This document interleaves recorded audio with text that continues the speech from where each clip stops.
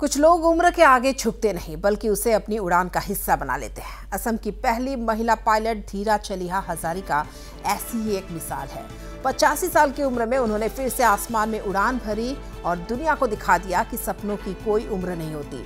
हाल ही में महिंद्रा एंड महिंद्रा के चेयरपर्सन आनंद महिंद्रा ने सोशल मीडिया प्लेटफॉर्म एक्स पर धीरा की उड़ान का वीडियो साझा किया और लिखा, यह है धीरा चलिहा हजारिका, असम की पहली महिला पायलट। साल 1961 में जब वह सिर्फ 21 साल की थी, उन्होंने पायलट का ए लाइसेंस हासिल किया था और सितंबर 2025 में 85 साल की उम्र में उन्होंने फिर से आसमान में उड़ान भरी।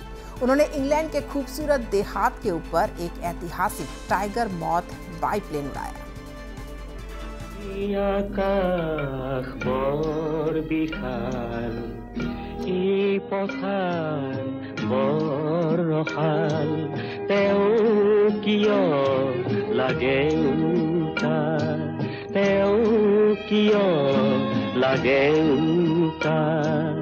मोर मन पथारते तय रूबी भुई जिफाल